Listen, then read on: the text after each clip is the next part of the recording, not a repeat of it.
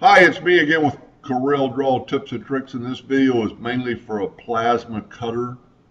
I'm trying to help somebody understand a little bit more about plasma. He's a laser engraver and woodworker, and when you plasma cut and you're using a stencil font, it's kind of hard to read. And he's got this dog that he wants to cut out, and the dog isn't going to look very good. It looks better like this because I put a border around it. So I'm actually going to make this a two-part um, video to show what it would look like.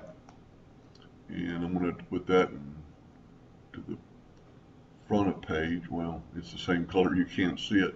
But anyway, that's what it's going to look like cut out. And you're just going to see a bunch of lines, and then you would color fill. Let's do white, see if this works.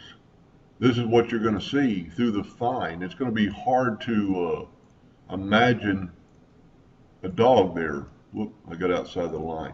Because so when you cut out on a plasma cutter and you just have these lines, there's two reasons I would suggest doing this. One, this is a lot of cutting for a plasma cutter, and if you have trouble with your plasma cutter at any point, and this is not like a laser, plasma cutters can stop up and fail, and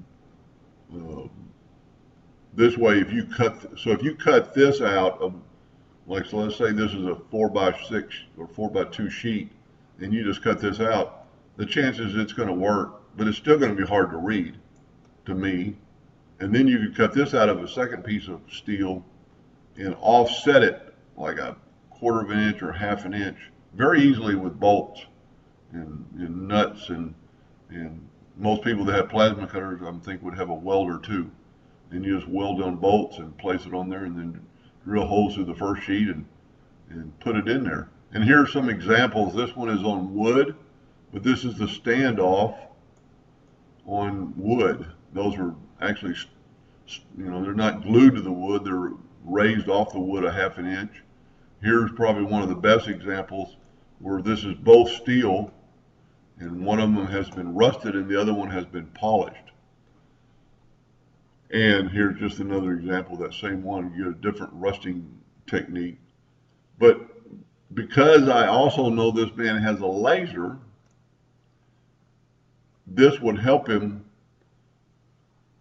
have a pattern that he could make with a laser and place the letters, in the, like MDF, and then put them down there and mark where he needs to drill his holes. Here's two pieces of metal. One of them's black painted, one of them's rusted, and this is stood off about a 1/2 of an inch. That's a 30, I think it's 36-inch piece that went on the side of a building. And then more difficult, but I couldn't have done it without the laser, is the placement of these letters around this sign.